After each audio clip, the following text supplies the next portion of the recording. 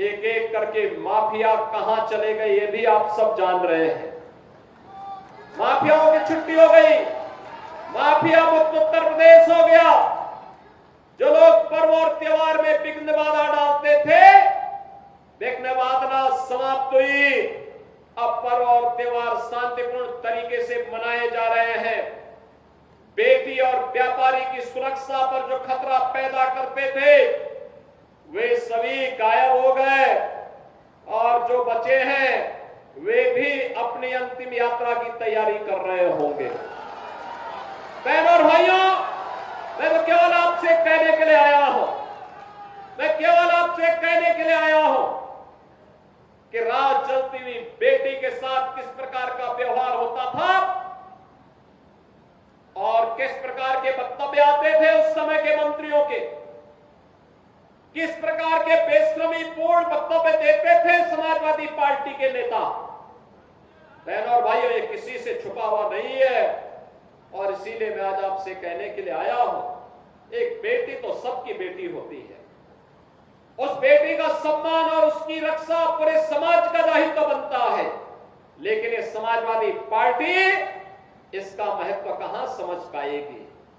यहां तो गुंडों की भरपूर फौज खड़ी थी, उनको लेकर के लोग चलते थे, उनको अपना शागिर्द मानते थे। जो जितना बड़ा गुंडा और माफिया होता था, समाजवादी पार्टी में उतना बड़ा ओहदा उसको दे दिया जाता था और समाजवादी पार्टी के लोग इसी में गौरव से बोलते थे कि देखिए ये गुंडा हमारा इस जिले को संभालेगा। उनको नहीं पता था कि जनता लड़ाई लेगी, एक गुंडे और माफिया एक एक करके यमलोक की यात्रा के लिए प्रस्थान कर जाएंगे और जनता जनार्दन के साथ अन्याय का हिसाब चुकता होगा। याद करिए 17 के पहले, याद करिए 17 के पहले पुलिस पहले भागती थी, पीछे पीछे गुंडे दौड़ाते थे। आज 17 के बाद उल्टा हो गया है, अब गुंडा और माफिया भाग रहा है, पुलिस उसको दौड़ा रही है और अगर उसने कहीं कोई दुस्साहस किया तो फिर वहीं पे राम नाम सत्य है यह भी तय हो जाता है। बहनों और भाइयों, सरकार चलाने के लिए जज्बा चाहिए, सरकार चलाने के लिए दिल भी चाहिए और दिमाग भी चाहिए।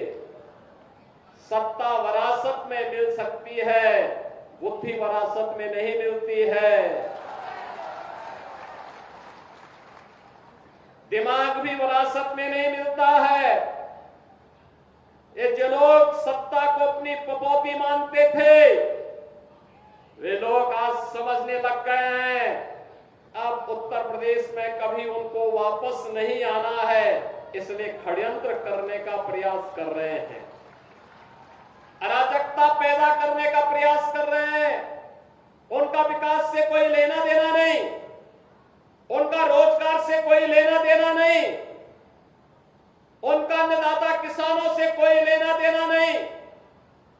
बेटी की सुरक्षा हो इससे उनका दूर दूर का कोई रिश्ता नहीं, उनको व्यापारी का सम्मान हो इससे भी कोई दूर दूर तक रिश्ता नहीं।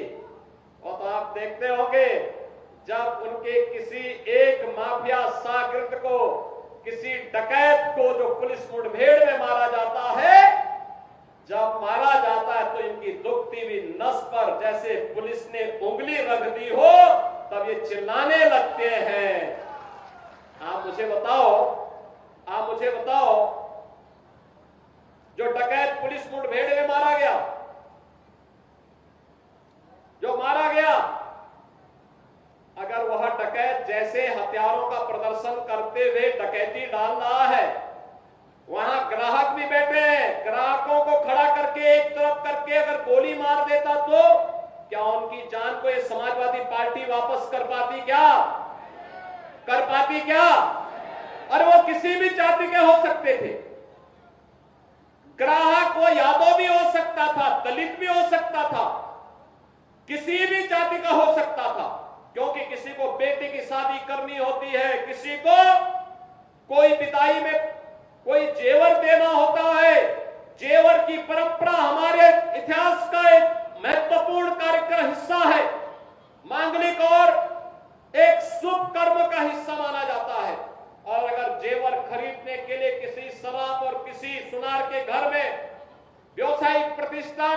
कोई ग्राहक गया है और उस ग्राहक के साथ लूट हो, उस व्यापारी के साथ सरेआम लूट हो, डकैती डाल करके करोड़ों रुपए की डकैती डाल दी जाए, अगर डकैत हत्या करके भाग गया और पुलिस के पास सुराग नहीं मिलती तो यही लोग बोलते देखिए साहब अराजकता है।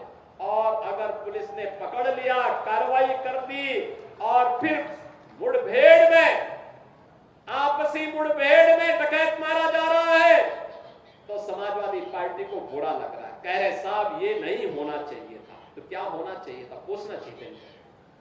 थोड़ा पूछिए इन लोगों से क्या होना चाहिए था। क्या एक निषाद बेटी के साथ जो इन्होंने अयोध्या में, क्या समाजवादी पार्टी के नेता ने, क्या ये ठीक था? क्या एक निषाद बेटी की इज्जत के साथ खिलवाड़ समाजवादी पार्टी के लोग करते हैं? हमारा मंत्री डॉक्टर संजय निषाद वहां जाकर के उस बेटी की हालत देख करके रो पड़ा था और कह रहा था ये है निषादों के साथ समाजवादी पार्टी का कृत्य। लेकिन ये बेशरम लोग हैं, तब भी उस अपराधी के खिलाफ कार्रवाई हो इसके लिए समाजवादी पार्टी तैयार नहीं थी। उनके लोग तब भी बचाव कर रहे थे, कह रहे थे कि नहीं ये तो निर्दोष है।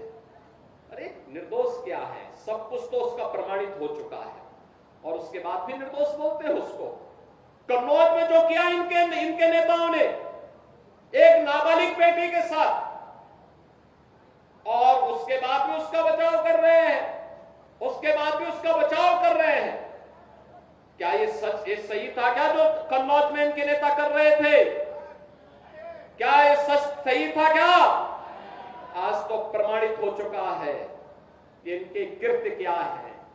बहनों और भाइयों, यही समाजवादी पार्टी की वास्तविक पहचान है, क्योंकि ये लोग जब से सत्ता में आए थे लगातार यही काम करते थे, व्यापारियों को लूटते थे, बेटियों की इज्जत के साथ खिलवाड़ करते थे, गरीबों की जमीनों पर कब्जा करते थे, दबंगई के बल पर गरीबों की जमीनों को कब्जा करते थे।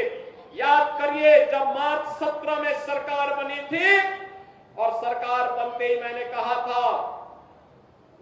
था अगर किसी भूमाफिया ने किसी गरीब की, किसी व्यापारी की, किसी सरकारी जमीन पर कब्जा कर रखा है तो 24 घंटे के अंदर खाली कर ले।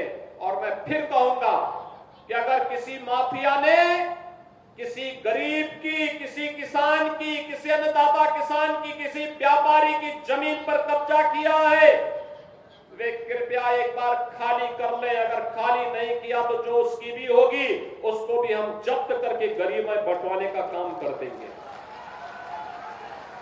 मैं फिर कहूंगा ये माफियागिरी किसी भी स्थिति में नहीं चलने दी जाएगी। कानून का राज हो, सबको सुरक्षा मिलेगी, सबको योजनाओं का लाभ मिलेगा।